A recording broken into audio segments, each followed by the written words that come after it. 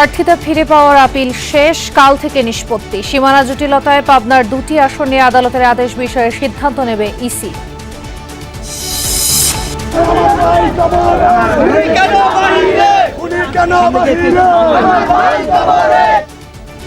স্বেচ্ছাসেবক দলনেতা মুসাব্বির হত্যাকারীরা গ্রেফতার না হওয়ায় বিক্ষোভ। একের পর এক বিএনপি নেতাকর্মী খুনে মির্জা ফখরুলের উদ্বেগ। আমাদের দলের অনেক কয়েকজন নেতাকে হত্যা করা হয়েছে, খুন করা হয়েছে। আমরা এটা তীব্র নিন্দা জানিয়েছি, ক্ষোভ জানিয়েছি।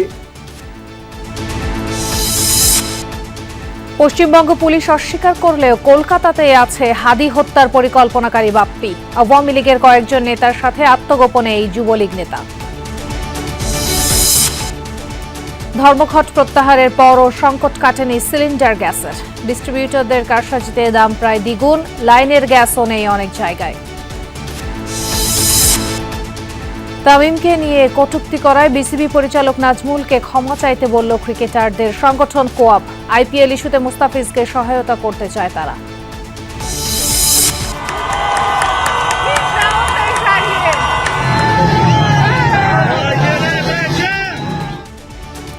সরকার বিরোধী বিক্ষোভ ছড়াচ্ছে ইরান জুড়ে।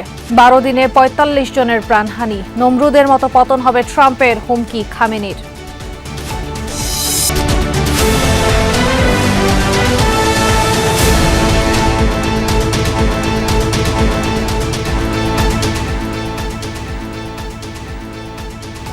আমন্ত্রণ সন্ধ্যার বাংলাদেশের সঙ্গে আছি আমি খান তাজনিনা হাসান। এতক্ষণ শিরোনাম দেখছিলেন।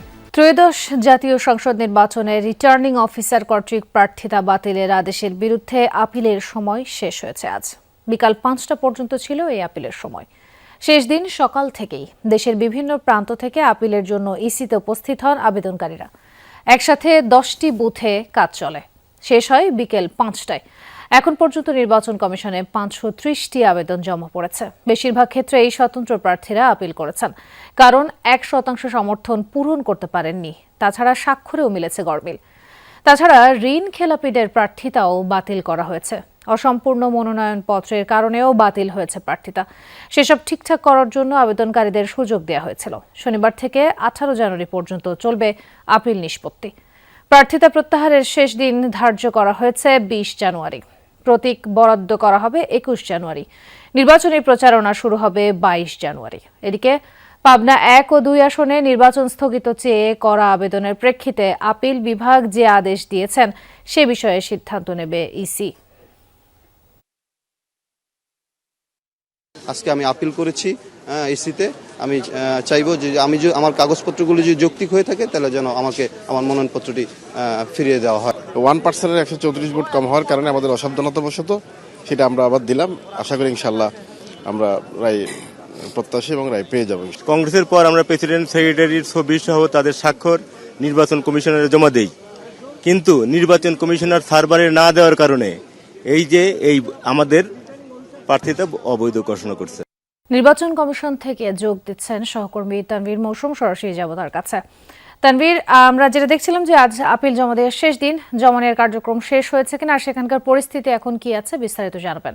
তাজনীন, আজকে শেষ দিন এবং আজকে আসলে যেই নির্ধারিত সময় ছিল সেই সময়ের মধ্যে বিকেল 5টা বা সন্ধ্যা 5টার দিকেই আসলে এই আপিল আবেদনের যে গ্রহণ কার্যক্রম সেই কার্যক্রমটি শেষ হয়ে যাওয়ার কথা ছিল, কিন্তু এখন আসলে সন্ধ্যা 7টা বেজে গেলেও এখনো কিন্তু আপিল গ্রহণ কার্যক্রম চলছে। আমি একটু বর্তমান পরিস্থিতিটা এখানে দেখাতে চাই যে আসলে এখানেও শেষ মুহূর্তে কিন্তু কেন্দ্রীয় বুথের সামনে একটি ছোটখাটো লাইন এখনো রয়ে গেছে। এই লাইনটি কিছুক্ষণ আগেও আসলে অনেক বিশাল ছিল, কমতে কমতে এখন এই অবস্থায় এসেছে। অর্থাৎ আমরা বলতে পারি যে আরো 1 ঘন্টা সময়ের মধ্যে হয়তোবা এই আপিল কার্যক্রম, এই আপিল গ্রহণ কার্যক্রম, সেটি আপিল আবেদন গ্রহণ সেটি পুরোপুরি শেষ হয়ে আসবে এবং তখন আমরা জানতে পারবো। সর্বশেষ খবর অনুযায়ী 630টিরও অধিক আপিল আবেদন জমা পড়েছে এবং তাজনীন দেখতেই পাচ্ছেন যে আসলে এখনো প্রচুর পরিমাণে মানুষ রয়েছেন যারা এসেছেন তাদের প্রয়োজনীয় কাগজপত্র, প্রয়োজনীয় ডকুমেন্টস সেগুলো নিয়ে তারা এসেছেন এবং তারা প্রত্যেকেই আশাবাদী যে শুনানির সময় আসলে তারা তাদের প্রার্থিতা বা তাদের যে মনোনয়নপত্র সেটি ফেরত পাবেন, সেটি বৈধ হবে এবং সেই অনুযায়ী আসলে তারা চলে আসছেন। এখন দেখার বিষয় আগামীকালকে শুনানিতে আসলে ঠিক কি সিদ্ধান্ত আসে, যেহেতু আজকে শেষ সময় এবং শেষ দিন বলেই আসলে আজকে একটু ভিড় বেশি। তবে আর কিছুক্ষণ মধ্যে আপিল গ্রহণ কার্যক্রমটি শেষ হয়ে যাবে এবং তখন আমরা মোট কতজনে বিগত 5 দিনে মোট কতগুলো আপিল আবেদন জমা পড়লো সেটি আমরা জানতে পারবো। তাজনীন। যুক্ত হওয়ার জন্য ধন্যবাদ তানভীর। স্বেচ্ছাসেবক দলের নেতা মুসাব্বিরকে গুলি ছুঁড়ে হত্যার 2 দিন পেরিয়ে গেলেও গ্রেফতার হয়নি কেউ। নাম পরিচয় মেলেনি শনাক্ত হওয়া 2 শুটারের। তবে পুলিশ বলছে নতুন সিসিটিভি ফুটেজ হাতে এসেছে, যেখানে খুনিদের চেহারা আরও স্পষ্ট। পুলিশ, র্যাব সহ গোয়েন্দাদের একাধিক টিম কাজ করছে। এদিকে মুসাব্বির হত্যায় এখনও কোনো আসামি গ্রেফতার না হওয়ায় রাজধানীতে বিক্ষোভ মিছিল করেছে স্বেচ্ছাসেবক দলের নেতাকর্মীরা। 7 জানুয়ারি রাত 8:12 সিসি ক্যামেরার এই ফুটেজে দেখা যায় তেস্তরি বাজার এলাকার আহসানুল্লাহ গলিতে ছদ্মবেশে ওত পেতেছিল সন্ত্রাসীরা। সুযোগ পেয়েই গুলি ছুড়ে স্বেচ্ছাসেবক দলের নেতা মোসাব্বিরকে। এরপর 2 আততায়ী এভাবেই গলি ধরে পালিয়ে যায় কারওয়ান বাজারের দিকে। ঘটনার 2 দিন পেরিয়ে গেলেও কারা কেন হত্যা করল মোসাব্বিরকে মেলেনি সেই প্রশ্নের উত্তর। এখন পর্যন্ত সিসি ক্যামেরার ফুটেজে 2 জন আততায়ীকে শনাক্ত করা গেলেও নাম পরিচয় মেলেনি। নতুন সিসি ফুটেজ দেখে চলছে চুলচেরা বিশ্লেষণ। গতকালকে আরো বেশ কিছু ফুটেজ পেয়েছি, যেগুলোতে মোটামুটি ভালোভাবে বোঝা যায় যে সাসপেক্টের ফেসটা ভালোভাবে বোঝা যায়। তো আমরা চেষ্টা করতেছি এখনো যে ওই সাসপেক্টের ভিডিও ফুটেজ অ্যানালাইসিস করে সাসপেক্টকে আইডেন্টিফাইড করার চেষ্টা করতেছে। পুলিশ বলছে পূর্বশত্রুতা, রাজনৈতিক দ্বন্দ্ব, কারওয়ান বাজার কেন্দ্রিক চাঁদাবাজি সব বিষয় বিবেচনায় নিয়ে তদন্ত এগোচ্ছে। হত্যাকারীদের ধরতে পুলিশ, র্যাবের পাশাপাশি গোয়েন্দাদের একাধিক টিম সক্রিয়। মানে চতুর্দিকে একেবারে 360 ডিগ্রি অ্যাঙ্গেলে আমরা এটা ইনভেস্টিগেট করতেছি যে মোটিভটা কি, বাট ওই এখনো কোন দিক দিয়ে এটা কি কারণে এটা হত্যাকাণ্ডটি সংঘটিত হয়েছে এটা আমরা ডিসক্লোজ করি নাই এখনো। তাছাড়া মোসাব্বিরকে গুলি ছোড়ার পর তার মোবাইলটিও নিয়ে গেছে খুনিরা। পুলিশের দাবি এই বিষয়টিও খতিয়ে দেখা হচ্ছে। এদিকে বাদ জুমা মোসাব্বির হত্যার প্রতিবাদে বিক্ষোভ হয়েছে রাজধানীতে। বসুন্ধরা সিটির পেছন থেকে শুরু হওয়া বিক্ষোভ মিছিলটি ফার্মগেট হয়ে তেজগাঁও থানার সামনে যায়। সেখানে থানা ঘেরাও করেন স্বেচ্ছাসেবক দলের নেতাকর্মীরা। দ্রুত খুনিরা গ্রেফতার না হলে আরও কঠোর আন্দোলনের হুঁশিয়ারিও দেন তারা। বিভিন্ন রাজনৈতিক ব্যক্তিবর্গ মুসাব্বির ভাই বিষয়ে তাচ্ছিল্য কথা বলেছে। এভাবে খুন হচ্ছে কেন দিনের পর দিন? হাদি গেছে, কয় হাদিকে তারা মারবে? আমরা বিচার চাই, বিচার চাই। পরে পুলিশের আশ্বাসে থানার সামনে অবস্থান কর্মসূচি তুলে নেন বিক্ষোভরতরা। আমাদেরকে একটু সময় দেন, আমি আপনাদের কাছে বিনীত অনুরোধ করছি। আশা করি খুনিকে আমরা শীঘ্রই আইনের আওতায় আনতে পারবো। রাব্বি সিদ্দিকী, যমুনা নিউজ, ঢাকা। জয়পুরহাটের পাঁচবিবিতে যুবদল কর্মী ইয়ানুল হত্যার ঘটনায় এখনও মামলা হয়নি, আটকও হয়নি কেউ। বৃহস্পতিবার রাত 11টা নাগাদ সালাইপুর ঢাকার পাড়া এলাকায় ইয়ানুল হোসেনকে কুপিয়ে হত্যা করা হয়। পুলিশ জানায় বন্ধু আলামিনকে নিয়ে বাড়ির দিকে ফিরছিলেন তিনি। ঢাকার পাড়া এলাকায় পৌঁছালে তাদের পথ রোধ করে কয়েকজন। পরে একটি আলুর খেতে নিয়ে ইয়ানুল ও আলামিনকে ধারালো অস্ত্র দিয়ে এলোপাতাড়ি কুপিয়ে তারা পালিয়ে যায়। ঘটনাস্থলে মৃত্যু হয় ইয়ানুলের, আহত হন আলামিন। খবর পেয়ে ঘটনাস্থল থেকে মরদেহ উদ্ধার করে মর্গে পাঠায় পুলিশ। স্বজনরা জানায় গত 14 ডিসেম্বর ওয়াজ মাহফিলের টাকা জমা রাখাকে কেন্দ্র করে যুবদল কর্মী ইয়ানুলের সাথে দামপাড়া গ্রামের স্বেচ্ছাসেবক লীগের সদস্য ময়নুল ইসলাম ও তার লোকজনের মারামারি হয়। এ নিয়ে থানায় মামলাও হয়। সেই ঘটনার জের ধরেই এই হত্যাকাণ্ড অভিযোগ স্বজনদের।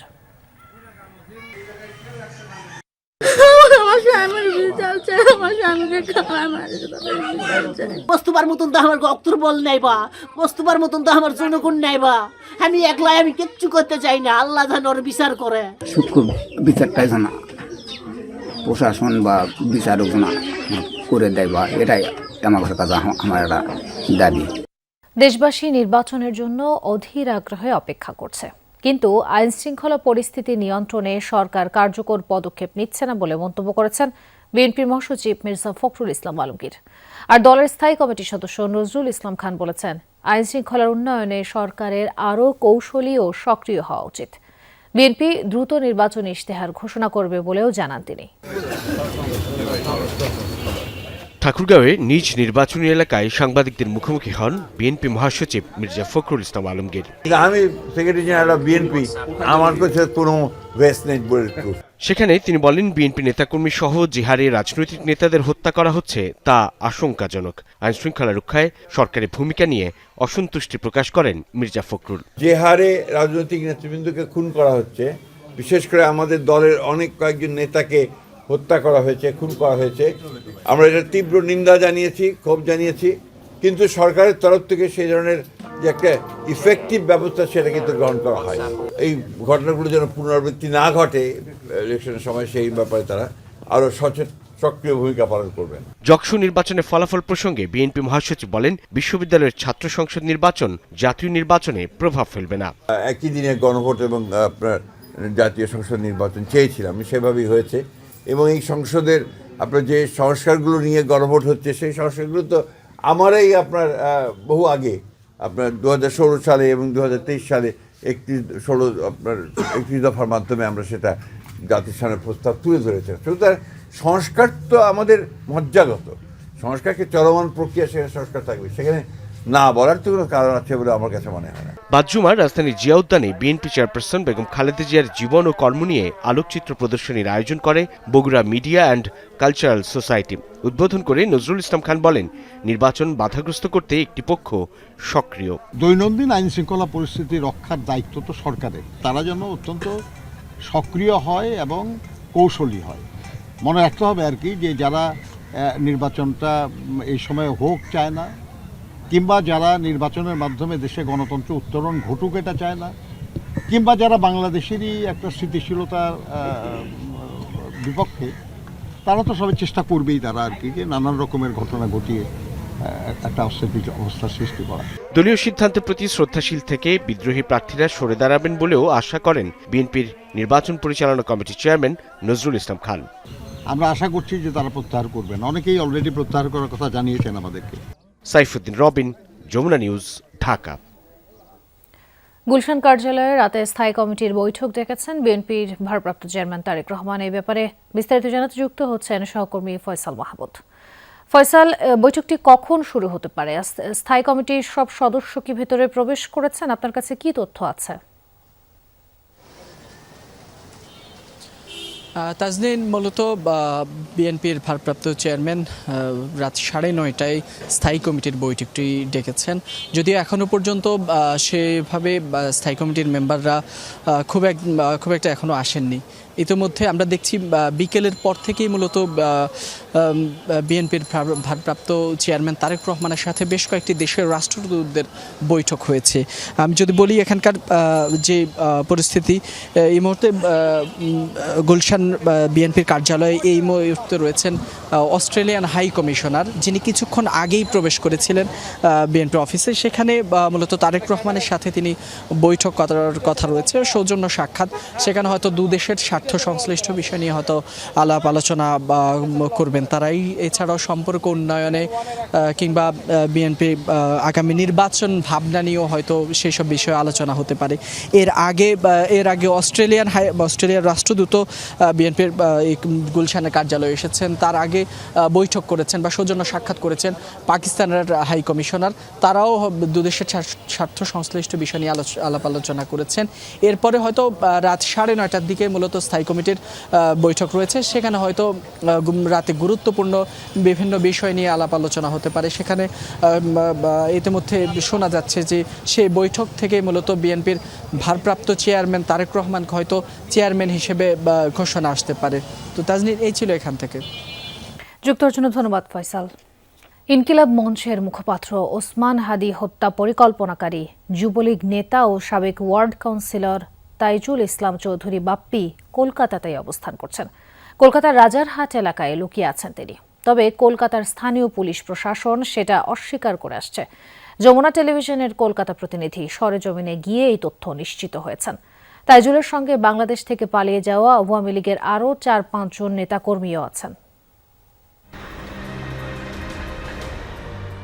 ইনকিলাব মঞ্চের নেতা শরীফ ওসমান হাদিকে গুলি করা হয় গেল বছরের 12 ডিসেম্বর। সপ্তাহখানেক মৃত্যুর সাথে পাঞ্জালোরে 18 তারিখ মারা যান তিনি। হত্যায় প্রায় মাস হতে চললেও ধরাছোঁয়ার বাইরে মূল অভিযুক্তরা। 17 জনকে অভিযুক্ত করে ডিবি এরই মধ্যে চার্জশিট দিয়েছে। সেখানে হত্যার পরিকল্পনাকারী হিসেবে উঠে আসে মিরপুরের সাবেক ওয়ার্ড কাউন্সিলর তাইজুলের নাম। তিনি ঢাকা মহানগর উত্তর যুবলীগের সাংগঠনিক সম্পাদকও। বাংলাদেশ পুলিশের দাবি, হাদি হত্যার মূল পরিকল্পনাকারীরা লুকিয়ে আছেন কলকাতাতেই। তবে কলকাতা পুলিশের দাবি, এমন কোনো তথ্য নেই তাদের কাছে। যমুনা টেলিভিশনের কলকাতা প্রতিনিধির অনুসন্ধানে দেখা যায়, সেখানকার রাজারহাট, ওয়েস্ট বেড়াবাড়ি, মেঠোপাড়া এলাকার ঝনঝন গলিপাড়ার একটি ফ্ল্যাটে আত্মগোপনে আছেন তাইজুল ওরফে বাপ্পি। তার সঙ্গে আছেন আওয়ামী লীগেরই আরও 4 থেকে 5 জন নেতাকর্মী, যাদের প্রত্যেকের বিরুদ্ধেই বাংলাদেশে মামলা রয়েছে। জানা গেছে, কলকাতার ওই এলাকায় বাংলাদেশ পুলিশের সদস্য পরিচয় দিয়ে আত্মগোপনে তাইজুল। 1 বছরেরও বেশি সময় ধরে এই ঠিকানায় অবস্থান করছেন তারা। কলকাতা প্রতিনিধি ওই ফ্ল্যাটে গেলে গা ঢাকা দেয় তাইজুল।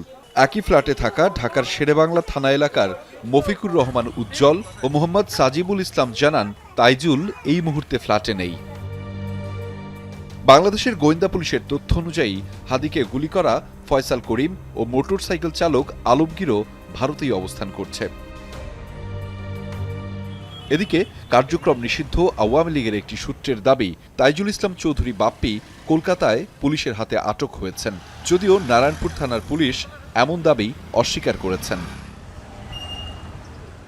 বিধাননগর পুলিশ কমিশনারের অফিস জানায়, কলকাতায় হাদি হত্যার আসামিরা লুকিয়ে আছে এমন তথ্য নেই তাদের কাছে। তারা ক্যামেরার সামনে কথা বলতেও অপারগতা প্রকাশ করে। আহমেদ রেজা, যমুনা নিউজ। হবিগঞ্জের লাখায়ে জমি নিয়ে বিরোধের জেরে 2 ইউপি সদস্যের সমর্থকদের মধ্যে সংঘর্ষে একজন নিহত হয়েছেন। আহত হয়েছেন অন্তত 20 জন। সকালে উপজেলার ফরিদপুর গ্রামে এই ঘটনা ঘটে। স্থানীয়রা জানায়, জমি নিয়ে দীর্ঘদিন ধরে বিরোধ চলছে আলাল মিয়া মেম্বার ও মুখলেস মিয়া মেম্বারের সমর্থকদের মধ্যে। এরই জের ধরে আজ দেশীয় অস্ত্র নিয়ে সংঘর্ষে জড়ায় তারা। এ সময় গুরুতর আহত হন হিরাজ মিয়া নামে এক ব্যক্তি। সদর হাসপাতালে নেওয়া হলে চিকিৎসক তাকে মৃত ঘোষণা করেন। আহতদের হাসপাতালে চিকিৎসা দেওয়া হচ্ছে। পুলিশ জানায়, সংঘর্ষের খবর পেয়ে ঘটনাস্থলে গিয়ে পরিস্থিতি নিয়ন্ত্রণে আনে তারা। এ ঘটনায় জড়িতদের আইনের আওতায় আনা হবে। এলাকায় পুলিশ মোতায়েন রয়েছে। একদিকে এলপি গ্যাসের সংকট, অন্যদিকে সেই সংকটকে পুঁজি করে কিছুদিন ধরেই বাড়তি দামে বিক্রির অভিযোগ। চড়া দামে গ্যাস কিনে বিপাকে পড়ছে সাধারণ মানুষ। গতকাল গ্যাস ব্যবসায়ীরা ধর্মঘট তুলে নিলেও স্বাভাবিক হয়নি সরবরাহ। যমুনা টেলিভিশন খুঁজে বের করেছে, অতি সংকট নাকি অতি মুনাফা? কেন বাড়তি দাম রাখছে ডিস্ট্রিবিউটররা? এদিকে রাজধানীতে লাইনের গ্যাসের সংকটও পৌঁছেছে চরমে। বিস্তারিত তথ্য উপাত্ত মশিউর অনিকের প্রতিবেদনে, ক্যামেরায় ছিলেন নাহিদ হোসেন। বেশ কয়েকদিন ধরে রাজধানী সহ সারা দেশে গ্যাসের সংকট। এই সংকটকে পুঁজি করে অতিরিক্ত মুনাফা হাতিয়ে নিচ্ছে এক শ্রেণীর এলপি গ্যাস ব্যবসায়ী। আর চড়া দাম গুনতে হচ্ছে সাধারণ ভোক্তাদের। সংকটে গ্যাস সিলিন্ডার ব্যবসা টিকিয়ে রাখতেই বাড়তি দাম, এমন অজুহাত ব্যবসায়ীদের। এখানে এটাও যদি পূর্ব ঘোষিত কোনো পরিকল্পনা ছাড়া বা পূর্ব কোনো ঘোষণা ছাড়া এভাবে গ্যাস সংকট সৃষ্টি করে আমাদের সাধারণ জনজীবনে আসলে বিপর্যস্ত। শুনতে আছি, এখন আনিনি, আমার গ্যাসে এখনো যায়নি, 2-1 দিন আরো যাবো, তারপরে আনতে হবে। কত টাকা দিয়ে কিনছিলেন? এটা কিনছিলাম 1600 টাকা দিয়ে। 12 লিটারে? হ্যাঁ, 12 লিটারে। যদি ফোন দিই, যদি বলে গ্যাসের দাম কম, বলে যে গ্যাস নাই। যদি বলি টাকা আছে, গ্যাস পাঠান, তাহলে গ্যাস আছে। বলে টাকা বেশি দিলে গ্যাস আছে। প্রতিদিন একটা করে। আমাদের লাগে বড় বোতল, তো এখন সিন্ডিকেটের কারণে ছোট বোতল নিয়ে আসতে হচ্ছে। ব্যবসা টিকিয়ে রাখা নাকি অতি মুনাফা? কি উদ্দেশ্য ডিস্ট্রিবিউটরদের? খতিয়ে দেখার চেষ্টা যমুনা নিউজের। রাজধানীর রামপুরার এক আবাসিক এলাকায় গ্যাসের লোকাল এক ডিস্ট্রিবিউটর 12 লিটারের এলপি গ্যাস 1300 টাকায় কিনে বিক্রি করছেন 2300 টাকায়। দাবি করলেন, চালানে 1300 টাকা গ্যাসের দাম লেখা হলেও আলাদা 500 টাকা ড্যামেজ বিল, অর্থাৎ প্রতি সিলিন্ডার কেনা হয়েছে 1800 টাকায়। বোতলের জন্য খামোক্ষা ড্যামেজ। বোতল তো ড্যামেজ কিছু না, এখানে তো বোতল তো কিছু না, কিন্তু খামোক্ষা এটা ধার্য। নিলে নাও, না নিলে যাও। যেই মাল আমার দোকানে আসতো, এই মাল আমার গাদার মতো জায়গায় নিয়ে আসতে হয়। প্রশ্ন, কেন 1800 টাকার গ্যাস কিনে ভোক্তা থেকে নেওয়া হলো 2300 টাকা? তার কোনো সদুত্তর নেই এই ব্যবসায়ীর কাছে। 12 লিটারের গ্যাস আপনি 2300 টাকা কোন বিবেকে রাখতেছেন? এই গ্যাসটা কখন দেওয়া হয়েছিল সাইফুল? বোতল কে দিছে? এটা আমি জাতির কাছে অবভিয়াসলি ক্ষমা চাচ্ছি, এটা আর নেক্সট টাইম আমি আশা করি হবে না। ওই ব্যবসায়ীকে নিয়ে টিম যমুনা ডিস্ট্রিবিউটর পয়েন্টে জানা যায় এই সরবরাহকারীকে একদিন আগে ভোক্তা অধিকার জরিমানা করে 1 লাখ টাকা। এরপর সরকারের বেঁধে দেওয়া দামের থেকেও 7 টাকা কমে সিলিন্ডার বিক্রি করেন তিনি। কিন্তু বাড়তি 500 টাকার হিসাব চাইলেই তিনি বলেন ব্যবসা চালিয়ে রাখতেই এই দাম নিতে হচ্ছে। আমরা তো সঠিকভাবে পণ্য পাচ্ছি না, মূল সমস্যা তো সরবরাহ আর হচ্ছে আমদানিতে। যদি আমদানি ঠিক মতো না হয় তাহলে তো আমরা পর্যাপ্ত গ্যাস পাচ্ছি না। আপনি সঠিক তথ্যটা গোড়া থেকে ঘেটে আসেন, তাহলে আপনি বুঝতে পারবেন। আপনার একটা সিলিন্ডার এখন ওমেরা সিলিন্ডার আপনি একটা আপনি কই আছেন? আসেন না, আপনি শোরুমে আসেন না। স্বাভাবিক সময়ে সরকারি বেঁধে দেওয়া দামে বিক্রি করে সিলিন্ডার প্রতি আয় হয় 50 থেকে 55 টাকা। প্রতিদিন বিক্রি আনুমানিক 200 সিলিন্ডার, সেই হিসাবে দৈনিক আয় 11,000 টাকা। এই সংকটে তিনি দৈনিক সিলিন্ডার বিক্রি করেন 50টি, কিন্তু লাভ প্রতিটিতে 450 টাকা পর্যন্ত, যা দৈনিক 22,500, অর্থাৎ স্বাভাবিকের চেয়ে গ্যাস সংকটের সময় প্রতিদিনে লাভ দ্বিগুণেরও বেশি। 12 কেজি এলপি গ্যাসের দাম রাখা হয়েছে সরকার নির্ধারিত দাম 1300 টাকার আশেপাশে, কিন্তু বিভিন্ন জায়গায় বেশ কিছুদিন যাবৎ আমরা দেখছিলাম 2200 থেকে 2300 টাকা পর্যন্ত বিক্রি করা হয়েছে গ্যাসের দাম। কোম্পানির ডিস্ট্রিবিউটরদের অফিসে এসে, গোডাউনে এসে যেটা দেখতে পেরেছি, এখন এসে তারা সেই 1300 টাকার মূল্য নির্ধারণ লিখে তার পাশে বোতল ড্যামারেজ নামের একটা অঙ্ক তুলে দিয়েছে 500 টাকা, অর্থাৎ 1800 টাকায় এখনও বিক্রি হচ্ছে সিলিন্ডার গ্যাসের দাম। তদারকি করার যারা দায়িত্ব তারাও এসে বিভ্রান্তির শিকার হচ্ছেন এই বোতল ড্যামারেজের অঙ্ক দেখে, যেটি একদমই প্রতারক চক্রের একটা প্রতারণা। এদিকে রাজধানীর বিভিন্ন এলাকায় লাইনের গ্যাস সংকটও চরমে। কয়েকদিন ধরেই মোটেই গ্যাস সরবরাহ নেই এমন জায়গাও আছে। সারাদিন থাকেই না, 12টা 1টা পর্যন্ত তো একদম থাকে না, এরপর একটু সামান্য বাড়ে, ওইটাতে কোনো রকম রান্না বান্না হয়। সকালবেলা অবশ্যই যাইতে কষ্ট হয়ে যায়, রাইতে বাদ করতে পারে না, কষ্ট হয়ে যায়। তবে দীর্ঘদিন যাবত এই সমস্যাটা ইদানিং একটু বেশি বাড়তেছে। আমি আমার বড় ভাই বাচ্চাটা করে নিয়ে আসছি যে আমরা রান্না করে এখন খাবো, খেয়ে দিয়ে তারপর ঘুমাবো রাতে, কিন্তু অপেক্ষা করতে করতে রাত 1টা 2টা বেজে গেছে। তারপর কি করতে হয়েছে যে একটু বাইরে থেকে বিরিয়ানি নিয়ে এসে আমরা খেয়ে ঘুমায় পড়ছি। কারসাজি ও অতি মুনাফার জন্য যারা গ্যাসের কৃত্রিম সংকট তৈরি করে তাদের আইনের আওতায় আনার দাবি ভোক্তাদের। মশিউর অনিক, যমুনা নিউজ, ঢাকা। তামিম ইকবালকে ভারতীয় দালাল বলে কটূক্তির পর প্রকাশ্যে ক্ষমা চাওয়ার পাশাপাশি সংশ্লিষ্ট পরিচালককে জবাবদিহিতায় আনার দাবি কোয়াবের। সংবাদ সম্মেলনে দেশের সাবেক অধিনায়ককে নিয়ে অপমানজনক মন্তব্যের জেরে ক্ষোভ প্রকাশ করে ক্রিকেটারদের সংগঠনটি। এরই মধ্যে বিসিবি সভাপতির কাছে দেয়া হয়েছে প্রতিবাদলিপি, জানিয়েছেন সংগঠনটির সভাপতি মোহাম্মদ মিঠুন। আমাদের 95% কিন্তু ফাইন্যান্স কিন্তু আইসিসি থেকেই আসে, তো সব কিছু আপনি বিবেচনা করে যেটা বাংলাদেশ ক্রিকেটকে হেল্প হবে আপনি এই সিদ্ধান্তটা নিতে হবে। বিশ্বকাপে বাংলাদেশের ভারতে যেতে না চাওয়ার সিদ্ধান্তের পর গণমাধ্যমের সামনে এমন মন্তব্য করেন তামিম ইকবাল। সেই জের ধরে ফেসবুকে নিজের ব্যক্তিগত আইডিতে পোস্ট দিয়ে দেশের সাবেক অধিনায়ককে ভারতীয় দালাল আখ্যা দেন বিসিবি পরিচালক নাজমুল ইসলাম। বিসিবির ফাইন্যান্স কমিটির চেয়ারম্যানের মন্তব্যের প্রতিবাদ জানিয়ে সামাজিক মাধ্যমে পোস্ট দেন তাসকিন আহমেদ, মমিনুল হক, তাইজুল ইসলাম, নাসুম আহমেদ সহ বেশ কিছু ক্রিকেটার। এরপর ক্রিকেটার্স ওয়েলফেয়ার অ্যাসোসিয়েশন কোয়াবের পক্ষ থেকে ডাকা হয় সংবাদ সম্মেলন। সেখানে সংশ্লিষ্ট বোর্ড পরিচালককে প্রকাশ্যে ক্ষমা চাওয়া সহ জবাবদিহিতার আওতায় আনার দাবি জানান কোয়াব সভাপতি মোহাম্মদ মিঠুন। আমরা এই মন্তব্যের তীব্র প্রতিবাদ জানাই।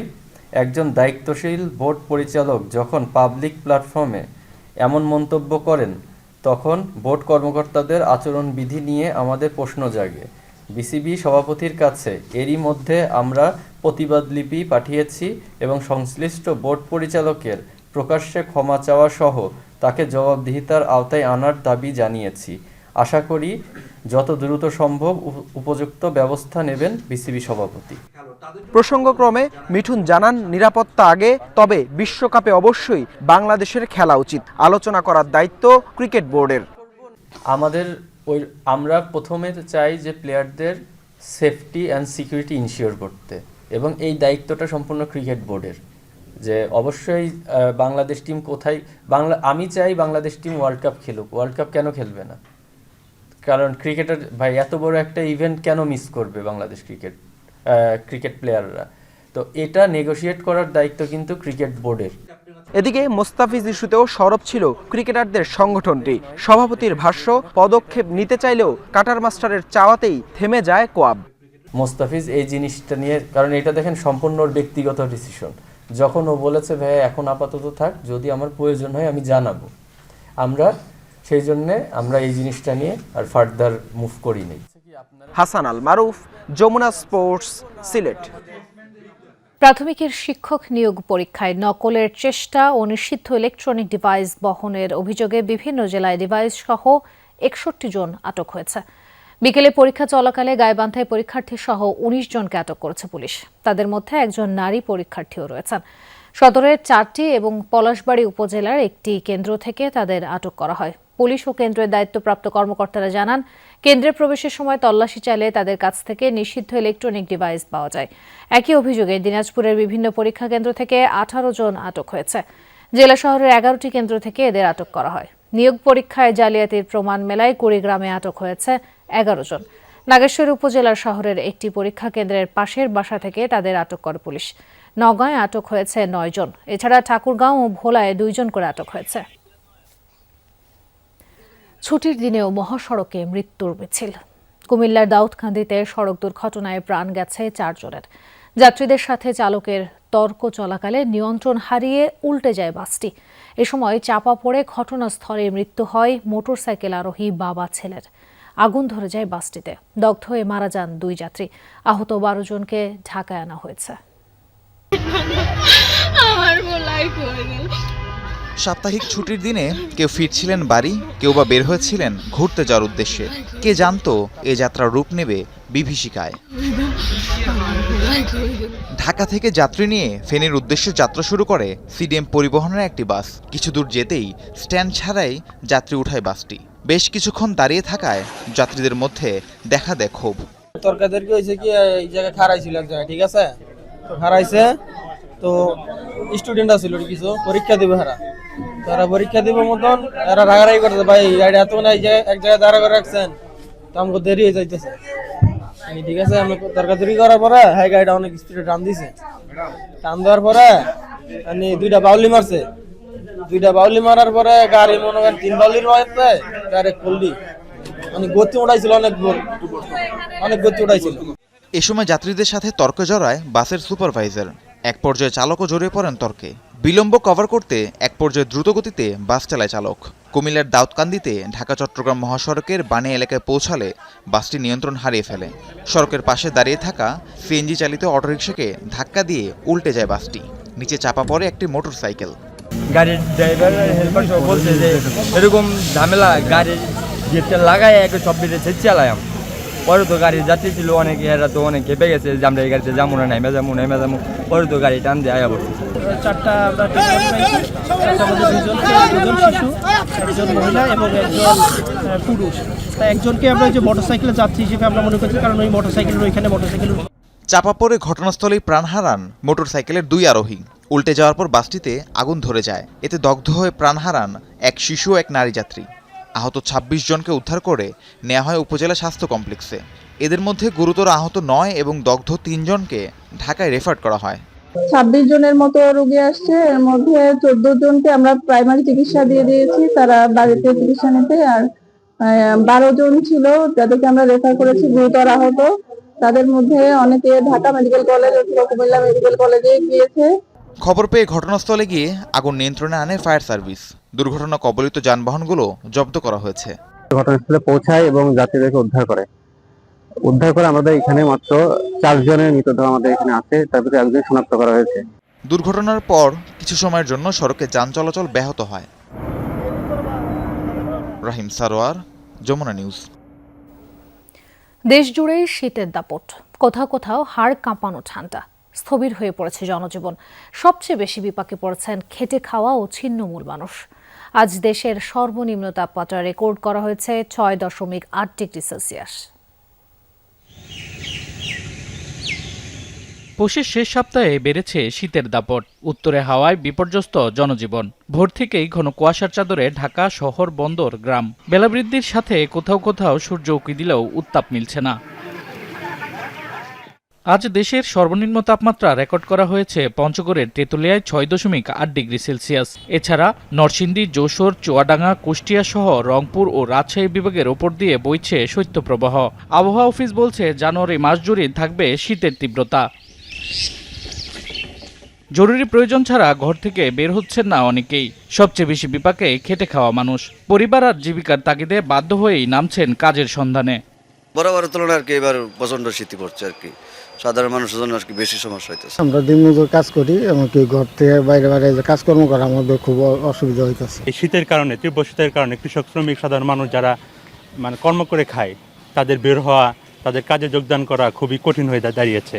গরম কাপড়ের অভাবে কষ্টে দিন কাটছে দরিদ্র ও ছিন্নমূল মানুষের। সরকারি বেসরকারি উদ্যোগে শীতবস্ত্র বিতরণ করা হলেও তা অপ্রতুল। চলতি মৌসুমে ব্যাহত হচ্ছে বোরোর আবাদ। দিনের বেশিরভাগ সময়ে সূর্য না থাকায় নষ্ট হচ্ছে ধানের চারা। এতে আবাদ ও ফলন নিয়ে দুশ্চিন্তায় চাষিরা। এই শীতের সময় কাজ করতে গেলে হয়তো অনেক সময় হাতে পায়ে বাত উঠে যায়, অনেক সময় ঠান্ডা হয়ে যায়, আমরা কাজ করতে পারি না। এই যে মুখে দেখো না ঘা হয়ে যায়। শীত উপেক্ষা লাগাতে হচ্ছে, কারণ জমির ফলন কমে যায় যদি আমরা দেরি করে লাগাই। এদিকে শীতের সাথে পাল্লা দিয়ে বাড়ছে ঠান্ডাজনিত রোগ। শিশু ও বয়স্কদের মধ্যে সর্দি, কাশি, নিউমোনিয়া ও জ্বরের প্রকোপ বেড়েছে। চিকিৎসকদের পরামর্শ গরম কাপড় পরিধানের। শামস তাবরিজ উচ্ছ্বাস, যমুনা নিউজ। নমরুদ ফেরাউনের মতো শোচনীয়ভাবে পতন হবে মার্কিন প্রেসিডেন্ট ডোনাল্ড ট্রাম্পের, এমন হুঁশিয়ারি দিয়েছেন ইরানের সর্বোচ্চ ধর্মীয় নেতা আয়াতুল্লাহ আলী খামেনি। জাতির উদ্দেশ্যে দেয়া ভাষণে খামেনি হুঁশিয়ারি দিয়ে বলেন, কোনো চাপ কিংবা ষড়যন্ত্রের কাছে নতি স্বীকার করবে না ইরান। এদিকে ইরান জুড়ে ছড়িয়ে পড়েছে সরকার বিরোধী বিক্ষোভ। 31টি প্রদেশেই রাস্তায় নেমেছে লাখো মানুষ। আয়াতুল্লাহ খামেনির প্রশাসনকে উৎখাত করতে রাজতন্ত্র পুনঃপ্রতিষ্ঠাই তাদের লক্ষ্য। 12 দিনের সহিংসতায় 45 জনের প্রাণহানির খবর মিলেছে। দাউ দাউ করে চারদিকে জ্বলছে বিক্ষোভের আগুন। প্রায় 2 সপ্তাহ ধরে চলা সরকার বিরোধী আন্দোলনে রণক্ষেত্রে পরিণত হয়েছে ইরান। স্পেশাল ফোর্স আর প্যারামিলিটারি মোতায়েন করেও ঠেকানো যাচ্ছে না বিক্ষোভ। মানবাধিকার সংস্থাগুলো বলছে বিক্ষোভ ছড়িয়েছে ইরানের সবগুলো প্রদেশে। ইসলামী প্রজাতন্ত্রের বিরুদ্ধে উত্তাল রাজধানী তেহরান সহ মাশহাদ ও ইস্পাহানের মতো প্রধান শহরগুলোর রাজপথ। দেশ জুড়ে এখনও বিচ্ছিন্ন ইন্টারনেট সংযোগ। ভাঙচুর ও অগ্নিসংযোগ করা হচ্ছে সরকারি ভবনের পাশাপাশি মসজিদ, দোকানপাট ও যানবাহনেও। ফার্স প্রদেশের পাশাপাশি কেরমান ও কাশান শহরে ভেঙে গুড়িয়ে ফেলা হয়েছে জেনারেল কাসেম সোলাইমানির ভাস্কর্য। আন্দোলনকারীদের ওপর নির্যাতন, সহিংসতা চালানোয় ইরানি প্রশাসনকে কঠোর বার্তা দেন মার্কিন প্রেসিডেন্ট। আন্দোলনকারীদের প্রতি সংহতি জানান নির্বাসিত যুবরাজ রেজা পাহেলভি। অনেক মানুষ বিক্ষোভ করছে, এমন ঘটনা কেউ কখনো দেখেনি। তারা সম্পূর্ণ নিরস্ত্র ও দেশকে ভালোবাসে। তারা কিছু একটা ঘটাতে চায়।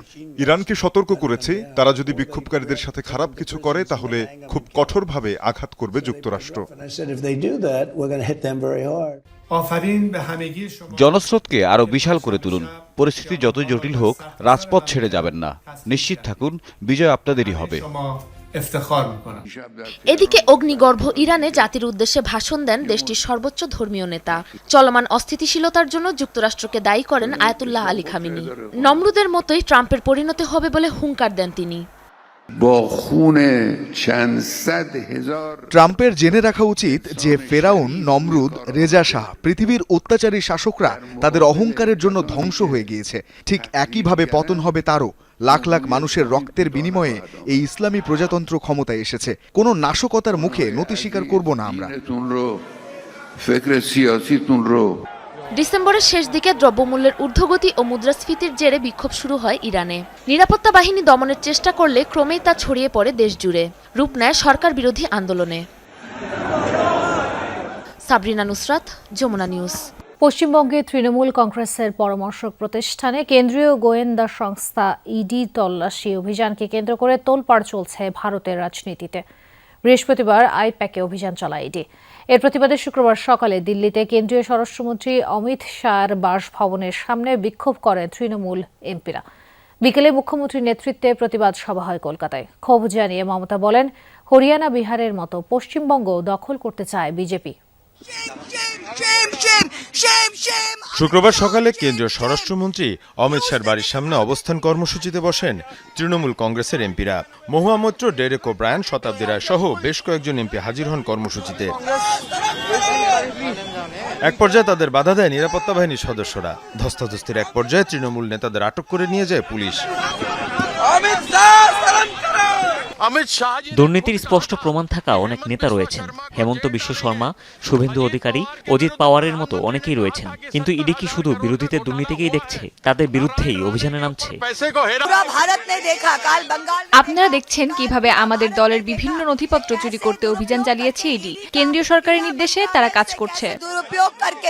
আলোচিত কয়লা দুর্নীতি মামলা ইস্যুতে বৃহস্পতিবার পশ্চিমবঙ্গে অভিযান চালায় কেন্দ্রীয় গোয়েন্দা সংস্থা ইডি। রাজ্যের ক্ষমতাসীন দল তৃণমূল কংগ্রেসের পরামর্শক প্রতিষ্ঠান আইপ্যাকের কার্যালয়ে চালানো হয় অভিযান। এ সময় ঘটনাস্থলে পৌঁছান মুখ্যমন্ত্রী মমতা ব্যানার্জি নিজেই, জানান কঠোর প্রতিবাদ। ঘটনার প্রতিবাদে দুপুরে বিক্ষোভ র্যালি করে তৃণমূল কংগ্রেস। এর নেতৃত্ব দেন মমতা ব্যানার্জি নিজেই। করা হয় প্রতিবাদ সভাও। সেখানে কেন্দ্রের ক্ষমতাসীনদের রীতিমতো তুলাধুনা করেন মমতা ব্যানার্জি। হামলাকারী পার্টি, অত্যাচারী পার্টি, অনাচারী পার্টি, দুরাহারি পার্টি, দুরাচারী পার্টি, ব্যভিচারী পার্টি, স্বৈরাচারী পার্টি মহারাষ্ট্র জোর করে দখল করেছেন। আমি চ্যালেঞ্জ করে বলছি, হরিয়ানা জোর করে দখল করেছেন, বিহার জোর করে দখল করেছেন, অনেক রাজ্য জোর করে দখল করেছেন। এখন ভাবছেন বাংলা দখল করবেন জোর করে।